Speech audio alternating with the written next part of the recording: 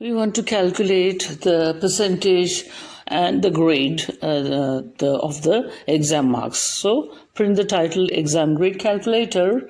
Then after that we start creating variables one by one. The exam name is based on the user's exam. So using the input function input, then name of the exam. So the user can write the name of the exam for whatever we are calculating the grade and the percentage marks. Then we create another variable called maximum score, which we use the int function as well.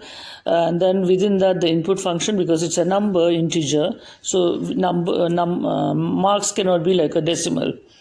Then your score, that means whatever marks you got.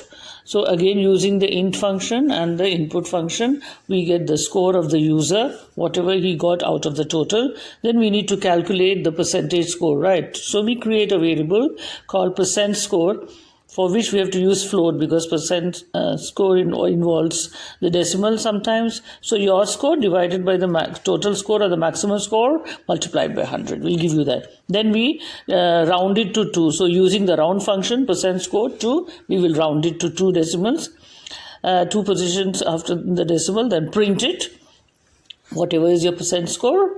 Then after that we use the if-elif-else condition, if percentage score, because we need to calculate the grade. So if percent score is greater than equal to 90, you have to print that your percentage score is percent score, whatever derived from the user, calculated from the user's value, then comma, percentage, the sign of the symbol within the quotes, comma, always remember, and then comma again, which is an A plus, because I want it as A plus if it's 90, and then comma, the smiling face with sunglasses, that just for fun, creating the graphics. Yeah, so that is up to you if you want to do or not. You can do it without the graphics. Also, this is just for fun. Then the elif. So first it is greater than equal to 90, then you can do like greater than equal to 80, like that every 10% less. So percent greater than equal to 80 will be print. You got the same method, percent score, comma, percentage symbol, comma, which is A. I call it A, and then the sign face with tears of joy. Haha, just fun. Okay. Then what is the next possibility?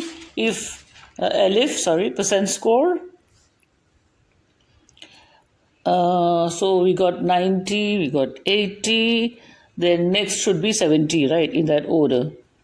So let me just figure this, let me just correct this, the symbol, \n within the curly braces, face with tears of joy. Do it exactly like this. This is the way you need to do to get the graphics right. Then the next choice, elif, percent score greater than equal to 70. Okay, print, you got, comma, within quotes, then the percent score will give you the calculated score, percentage symbol, which is a B.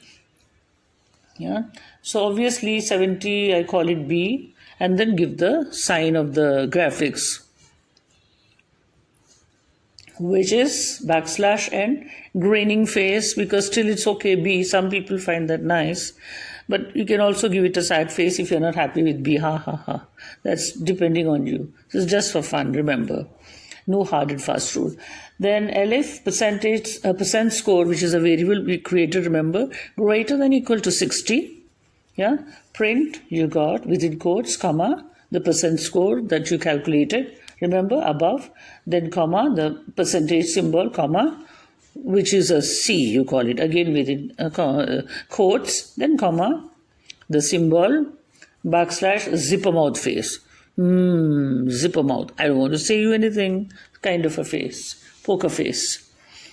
Then the next one, percentage score, the percent score, which is greater than equal to 50. So for the 50, it is, you're saying unamused face, because you call it D, not happy. Else the last one, something lesser, so you call it you are not happy, which is under your estimation, angry face. So like that. That's up to you how many choices you want to give. I just given my score choices. You can give it based on your choice. No problem. This is just to help you how to do it. The steps involved: create the variables, get the values from the user, calculate the percent, and then print, how to use the print statements using the print command or the print function. So it's just about that, which we've already done before. Just a practice session.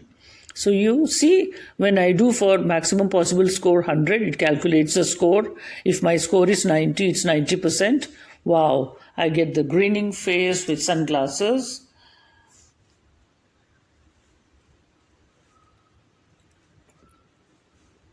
And then you can test it out for all your marks, some fictitious imaginary marks.